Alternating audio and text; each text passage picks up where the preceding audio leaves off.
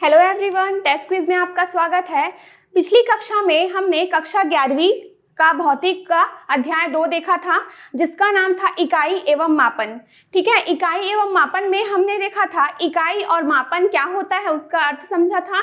साथ ही साथ हमने देखा था कि इकाई जो मापन है उसमें जो हम राशियां नापते हैं, भौतिक राशियां, वो राशियां किस प्रकार की होती है, जिसमें हमने देखा था 2 राशियां देखे थे हमने। भौतिक राशियों को 2 रूपों में देखा था। पहला था आपका मूल राशि, दूसरा था आपका व्युत्पन्न राशि। तो इन्हीं मूल राशियों के क्या थे, मात्रक थे, मूल मात्रक, और व्युत्पन्न राशि के व्युत्पन्न मात्रक थे। और मापन में जो हम मापन की जो पद्धतियां यूज करते हैं, इसके बारे में हमने पिछली कक्षा में देखा था, पिछली क्लास में देखा था, सॉरी। तो पिछली क्लास में हमने क्या देखा था कि इस मापन के जो पद्धतियां हैं उसके बारे में देखा था, जिसमें हमने पहला देखा था CGS पद्धति, दूसरा देखा था FPS पद्धति, तीसरा हमने देखा था MKS पद्धति, चौथा हमने देखा था SI पद्धति। ठीक है, साथ ही साथ हमने जब SI पद्धति को जब देखा था तो उसके अंतर्गत हमने 7 मूल राशियां पढ़ी थी, जिसके 7 मूल मात्रक थे। इसके साथ ही क्या देखा था हमने कि 2 पूरक मूल राशि होती है और उसके 2 पूरक मूल मात्रक होते हैं। तो पिछली जो क्लास थी उसमें हमने जो SI पद्धति के अंतर्गत जो 7 मूल मात्रक आते हैं, उसमें से 3 मूल मात्रक का परिभाषा देखा था। आज उसी के ही आगे हम कंटिन्यू करते हैं। तो चलिए देखते हैं। तो हमने उस कक्षा में जो मूल मात्रक के बारे में देखा था वो था पहला मीटर, दूसरा था किलोग्राम, तीसरा था सेकेंड। ठीक है, आज हम देखेंगे चौथा, जो कि है आपका एम्पियर। एम्पियर कौन सी मूल राशि का मूल मात्रक होता है? विद्युत धारा का।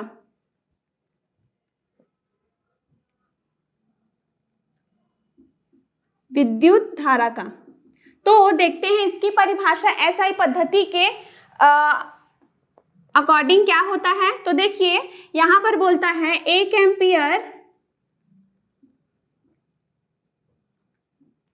एम्पियर वह विद्युत धारा होती है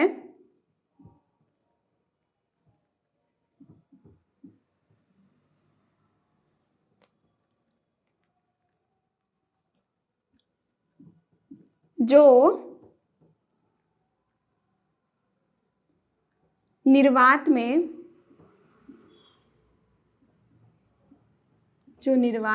1 मीटर दूरी पर रखे, 1 मीटर दूरी पर रखे 2 सीधे व समांतर एकांक लंबाई के तार, एकांक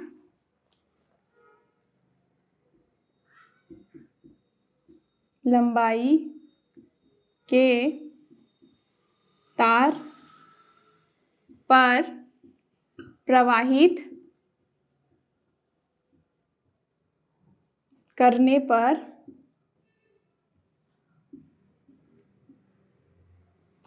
2.46 गुणित 10 की घात -7 न्यूटन का बल आरोपित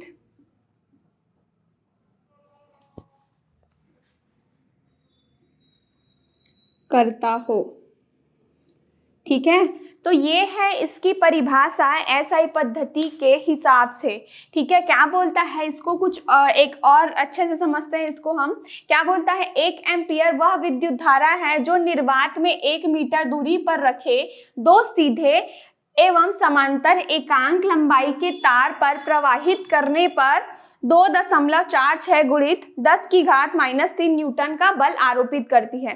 ठीक है, इसको हम और कैसे समझ सकते हैं। अगर हम 2 तारों को देखें जिसके बीच की दूरी कितना रख रहे हैं, हम 1 मीटर रख रहे हैं। ठीक है, इसका जो लेंथ है वो क्या बोला है, इसका जो लंबाई है हमको बोला है 1 मीटर का है। तो स्थिति में जो इन तारों पर बहने वाला धारा है वो 1 एम्पियर तब कहलाएगा जब इनके बीच का जो बल है वो कितना होगा, 2.46 गुणित 10 की घात -10 न्यूटन, -7 न्यूटन।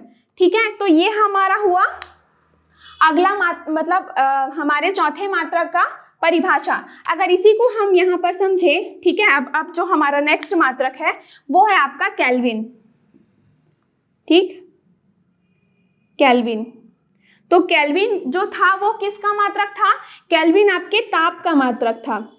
ठीक, तो केल्विन को कैसे परिभाषित करते हैं ऐसा पद्धति में, तो केल्विन जो है वो एक केल्विन जो है, एक केल्विन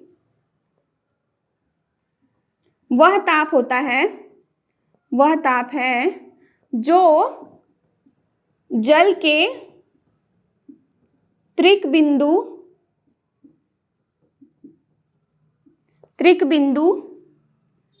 के उष्मागतिक ताप का 273.46वां भाग।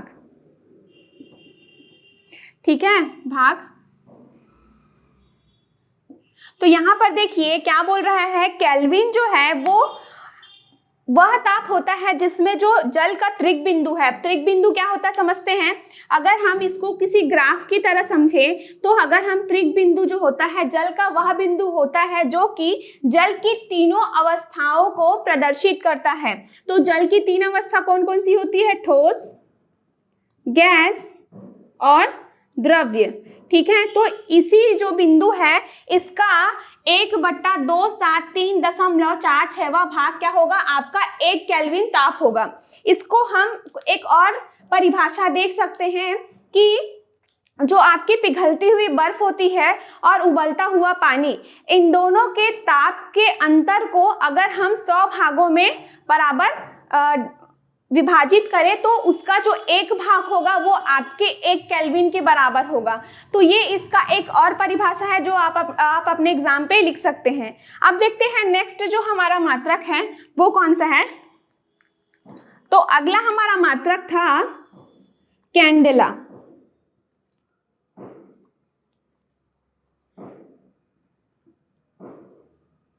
कैंडेला किसका कौन सी मूल राशि का मात्रक था, कैंडेला था आपका ज्योति तीव्रता का मूल मात्रक। ठीक है, ज्योति तीव्रता। तो यहाँ पर जो हम बोलते हैं ज्योति तीव्रता, इस शब्द से हम परिचित नहीं है, तो सबसे पहले हम देखते हैं ज्योति तीव्रता क्या होता है। तो ज्योति तीव्रता किसी भी प्रकाश स्रोत से निकलने वाले प्रकाश की तीव्रता को बताता है, बताता है। तो उसी ही तीव्रता को नापने के लिए हम यूज करते हैं कैंडेला का, जिसको हम CD से रिप्रेजेंट करते हैं। याद रखना कि जितने भी SI मात्रक हैं उसको हम कौन से अक्षर से प्रदर्शित करते हैं, ये बहुत ही इंपॉर्टेंट है आपके लिए। ठीक है, तो यहाँ पर देखते हैं कैंडेला को हम कैसे परिभाषित कर सकते हैं। तो कैंडेला क्या होता है, एक कैंडेला क्या होता है, एक कैंडेला को हम कैसे परिभाषित कर सकते हैं। एक कैंडेला जो होता है वो कृष्णिका, जिसको हम क्या कहते हैं, ब्लैक बॉडी के तल के लंबवत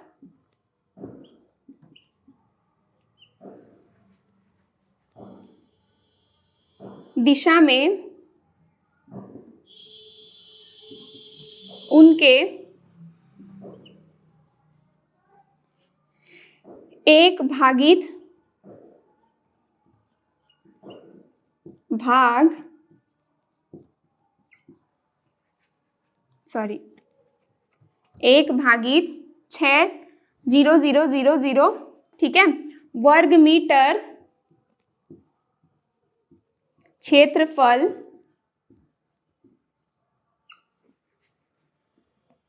से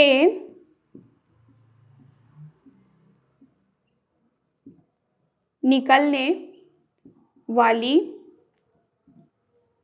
ज्योति तीव्रता है।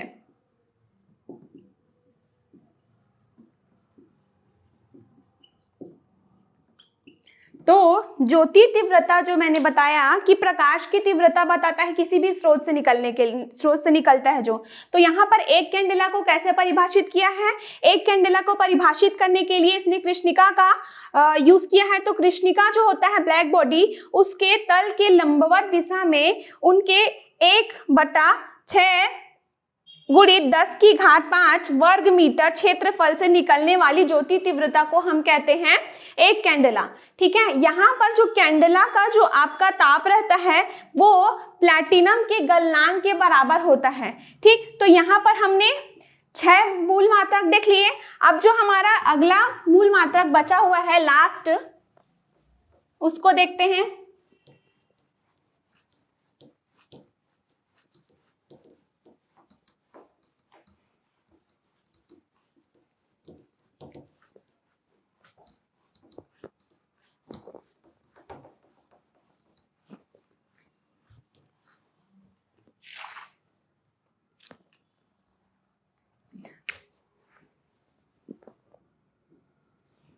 अगला जो हमारा मूल मात्रक है वो है मोल। ठीक है, मोल क्या होता है, मोल कौन सी राशि का मूल मात्रक है, कौन सी मूल राशि का मूल मात्रक है, ये है आपकी पदार्थ की मात्रा का मूल मात्रक। ठीक है, पदार्थ की मात्रा का। तो इसे कैसे परिभाषित किया है ऐसा यूनिट में, ऐसा ही पद्धति में देखिए कि एक मोल वह मात्रा है, एक मोल पदार्थ की वह मात्रा या फिर वह मात्रा होती है, यहाँ पर पदार्थ की वह मात्रा लिख देते हैं, पदार्थ की वह मात्रा होती है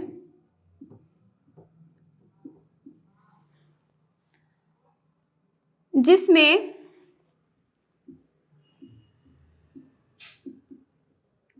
पदार्थ के अवयवों की संख्या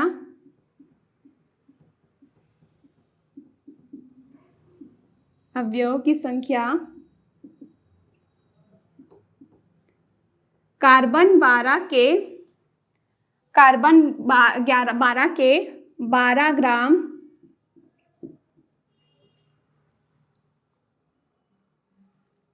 पर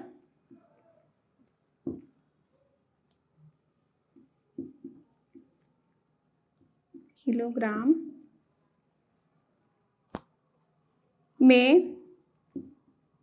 में उपस्थित परमाणुओं की संख्या,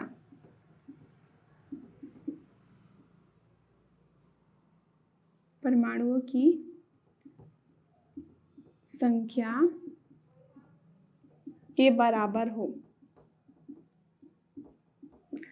तो देखिए यहाँ पर क्या बोलता है आपको कि मोल क्या होता है, एक मोल पदार्थ की वह मात्रा होता है जिसमें पदार्थ के अवयव की संख्या कार्बन 12 के 12 ग्राम पर 0.0012 किलोग्राम में उपस्थित परमाणुओं की संख्या के बराबर हो। ठीक है, तो इसका जो हम लोग सबसे ज्यादा यूज करते हैं अपने रसायन विज्ञान में किया जाता है एक मोल का।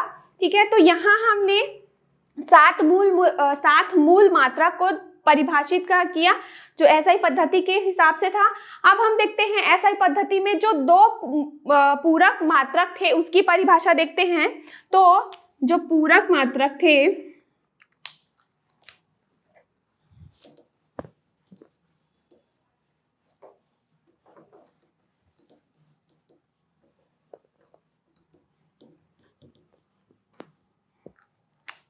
देखिए यहाँ पर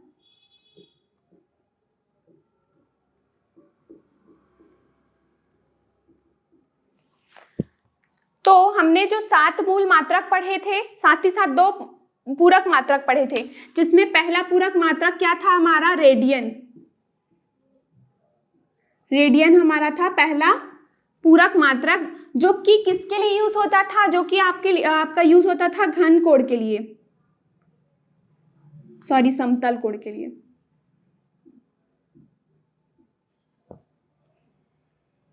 समतल कोण का जो था वो था आपका रेडियन। ठीक है, तो इसको कैसे परिभाषित किया है देखते हैं कि एक रेडियन वह कोण है, एक रेडियन वह कोण है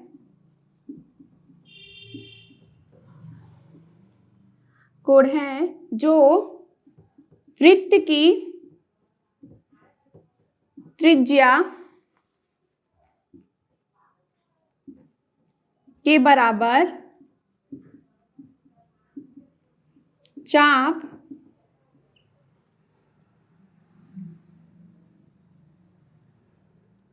द्वारा वृत्त के केंद्र पर आंतरित होती है।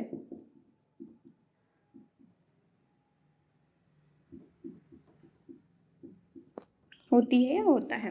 ठीक है, तो यहाँ पर क्या बोला है, एक रेडियन को कैसे बताया है, एक रेडियन जो है वो वह कोण होता है जो कि वृत्त के त्रिज्या के बराबर अगर हम एक चाप काटे तो उस चाप द्वारा जो केंद्र है, वृत्त का केंद्र, उस पर आंतरित क्या होगा, कोण के बराबर होगा, आंतरित कोण के बराबर होगा। इसको समझते हैं।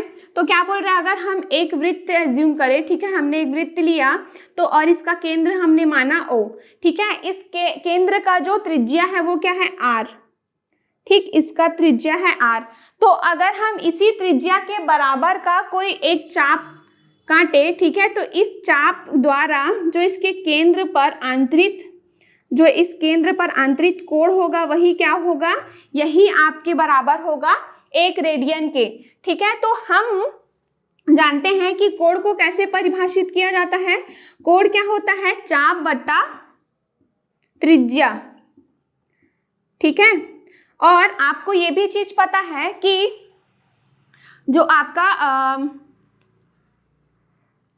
यहाँ पर देखिए, यहाँ पर आपका जो चाप है वो कितना है, R, ठीक है, क्योंकि आपने त्रिज्या के ही बराबर का चाप काटा है और ये क्या हो गया, तो R हो गया, और यहाँ पर त्रिज्या कितना हो गया, R, तो ये क्या हो जाएगा, एक रेडियन के बराबर होगा। यही परिभाषा देता है आपको SI पद्धति में एक रेडियन का।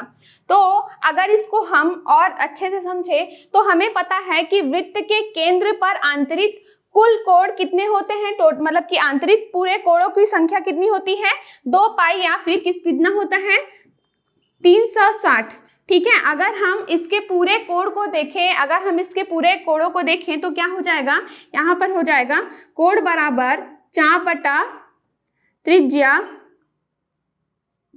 तो अगर हम यहाँ पर चाप जो है वो क्या कर रहे हैं, हम क्या ले रहे हैं, पूरे वृत्त को ले रहे हैं। तो चाप जो है यहाँ पर से स्टार्ट होके क्या हो रहा है, पूरा ये कुछ इस तरीके से यहाँ पर आ रहा है। तो ये क्या हो गया, इस वृत्त की परिधि के बराबर हो गया, और वृत्त की परिधि क्या होती है, 2 पाई R के बराबर होती है, और त्रिज्या क्या है आपका R।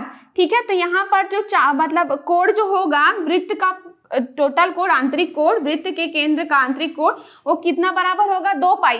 तो यहाँ पर से हमने ये चीज को भी देख लिया। ठीक है, तो यहाँ पर आपको रेडियन की परिभाषा क्लियर हो गया होगा। अब आगे देखते हैं।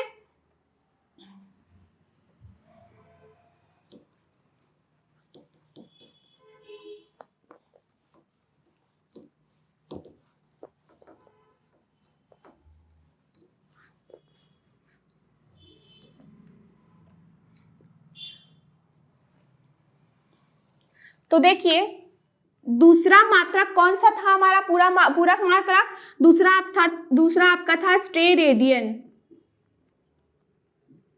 ये किसका मूल मात्रक था, ये था आपका घन कोण का मूल मात्रक। ठीक है, तो इसको कैसे परिभाषित किया गया है SI पद्धति में, चलिए देखते हैं कि SI पद्धति में बोलता है किसी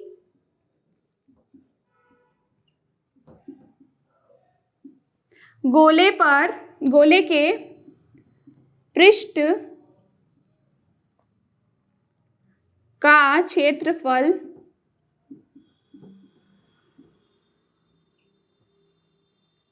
यदि त्रिज्या के वर्ग के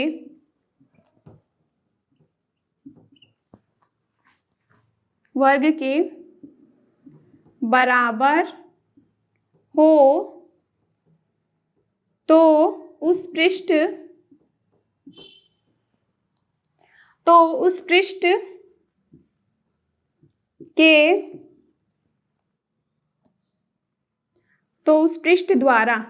पृष्ठ द्वारा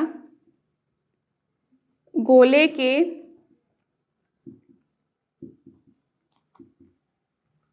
केंद्र पर आंतरिक कोण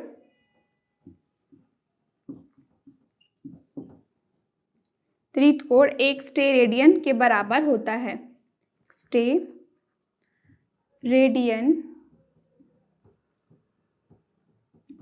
होता है।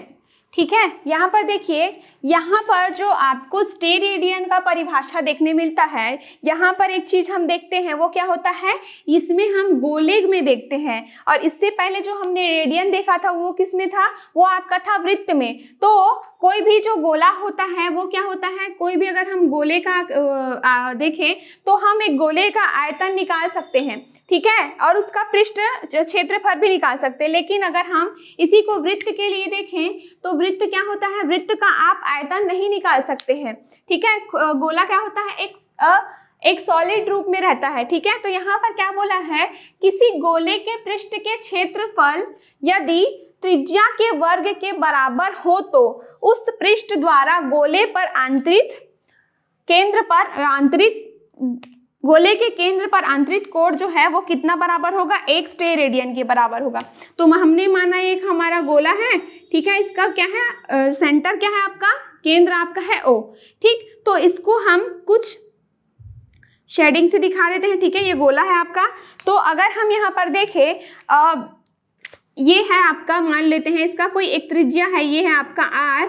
तो इसका जो पृष्ठ जो क्षेत्रफल है उसका जो है ये त्रिज्या का अगर हम स्क्वायर ले, ठीक है, इसका वर्ग करें तो इसके द्वारा जो आंतरिक कोण से जो आपका यहाँ पर जो कोण बनाएगा वो क्या रहेगा, एक स्टेरेडियन के बराबर होगा। तो इसको हम और कैसे लिख सकते हैं, घन कोण बराबर क्या होता है, घन कोण या फिर एक स्टेरेडियन बराबर क्या होता है, पृष्ठ का क्षेत्रफल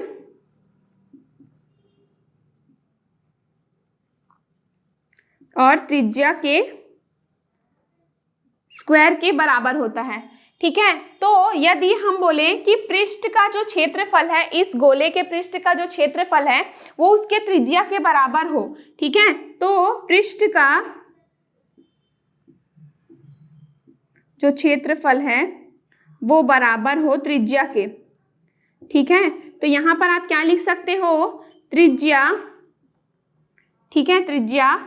ठीक, अब आप क्या बोल रहे हो, त्रिज्या क्या होता है, त्रिज्या जो है वो क्या होगा, मीटर में होगा। अब यहाँ पर क्षेत्रफल बोला है तो क्षेत्रफल क्या होता है, मीटर का स्क्वायर होता है। तो यहाँ पर क्या होगा, त्रिज्या का वर्ग, और यहाँ पर भी क्या हो गया, त्रिज्या। ठीक है, तो ये त्रिज्या और त्रिज्या क्या हो जाएगा, कट के सिर्फ एक आएगा, यही क्या होता है, एक स्टेरेडियन के बराबर होता है। ठीक है, तो यहाँ पर आपको ये चीज समझ में आया होगा। अगर हम संपूर्ण गोले का अगर देखें, जैसे कि हमने इससे पहले वृत्त का देखा था, अगर हम संपूर्ण गोले का देखें तो संपूर्ण गोले का अगर हम पृष्ठ क्षेत्रफल त्रिज्या देखें, ठीक है, तो क्या होगा, ये हमारा क्या हो जाता है, वृत्त का होता है 2πr और गोले का क्या होता है 4πr। तो अगर हम यहाँ पर इसका कोण देखें, ठीक है, कोण देखें तो क्या होगा, चाप बट्टा त्रिज्या। ठीक है, तो गोले का संपूर्ण भाग, गोले का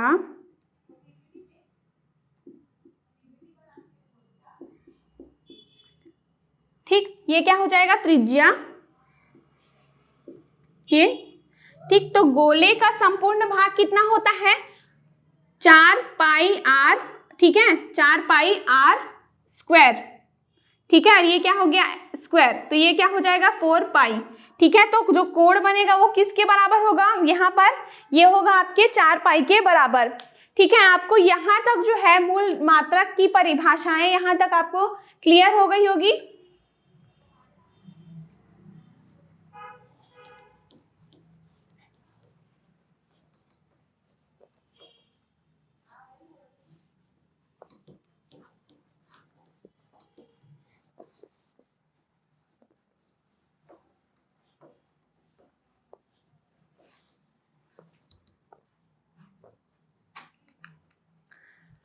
हमने एसआई पद्धति में 7 मूल मात्रक और 2 पूरक मात्रक की परिभाषाएं देख ली। अभी हम देखते हैं कि जो हमारे मात्रक होते हैं उनके छोटे मात्रक और बड़े मात्रक क्या हो सकते हैं। तो सबसे पहले हम देखते हैं किसी भी लंबाई के लिए, ठीक है, लंबाई के लिए अगर हम देखें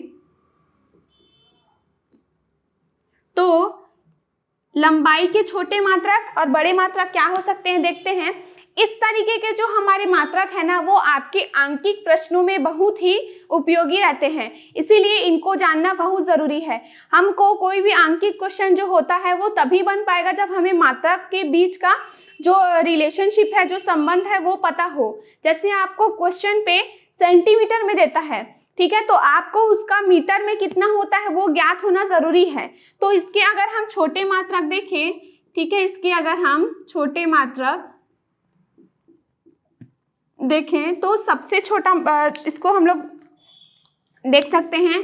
पहला क्या हो सकता है, 1 सेंटीमीटर, ठीक है। तो 1 सेंटीमीटर बराबर कितना मीटर होता है, 10 की घात 2 मीटर के बराबर होता है 1 सेंटीमीटर, ठीक है। अब हम लोग देखें इससे भी छोटा कितना, 1 मिलीमीटर, ठीक है, 1 मिलीमीटर, तो ये कितना होता है, 10 की घात 3 मीटर के बराबर।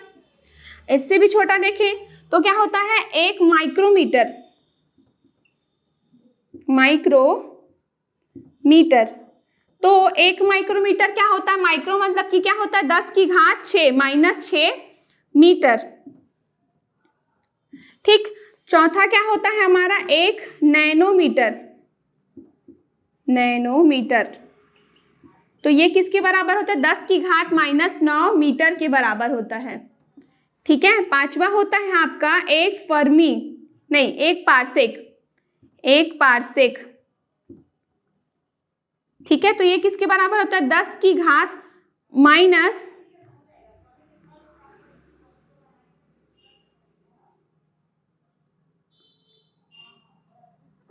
ये जो होता है पांचवा होता है आपका नैनोमीटर के बाद होता है आपका 1 एंगस्ट्रॉम,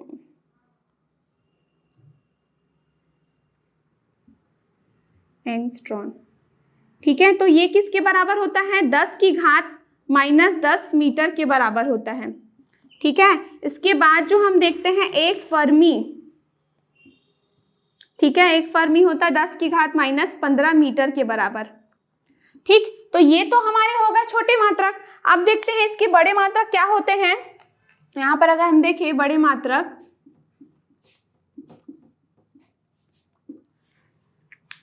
ठीक है, तो यहाँ पर बड़े मात्रक कुछ इस तरीके से होते हैं कि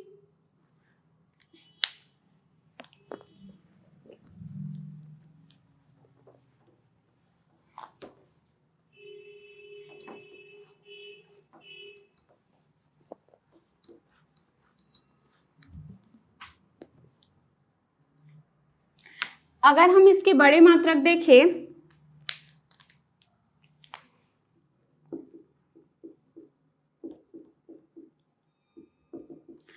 अगर हम लंबाई के बड़े मात्रक देखें तो देखिए क्या क्या होता है, 1 किलोमीटर,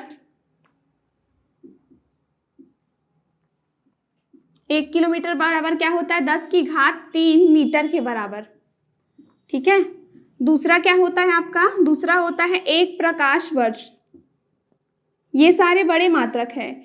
1 प्रकाश वर्ष कौन सा दूरी बताता है कि अगर प्रकाश जो है वो एक जगह से दूसरी जगह में 1 साल में कितना ट्रैवल करेगा, मतलब कि प्रकाश अगर आज से चलना स्टार्ट करता है इसी समय से, तो 1 साल बाद वो इसी समय पे कितना दूरी चलेगा। तो देखिए यहाँ पर प्रकाश वर्ष कितना बराबर होता है, 9.46 गुणित 10 की घात 15 मीटर के बराबर होता है, ठीक है। तीसरा होता है आपका 1 खगोलीय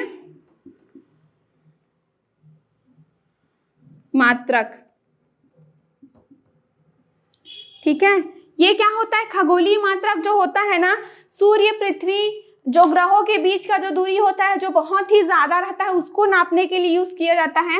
तो 1 खगोलीय दूरी होता है 1.496 गुणित 10 की घात माइनस 11 मीटर, ठीक है। अब जो होता है आपका एक पार्सेक जो होता है, एक पार्सेक जो होता है वो होता है 9.08 गुणित 10 की घात 16 मीटर के बराबर। ठीक है, तो यहाँ पर जो हमने लंबाई के जो मात्रक देखे, ये आपके आंकिक क्वेश्चन पे बहुत ही ज्यादा यूज होते हैं, तो इन्हें ध्यान रखिएगा। ठीक है,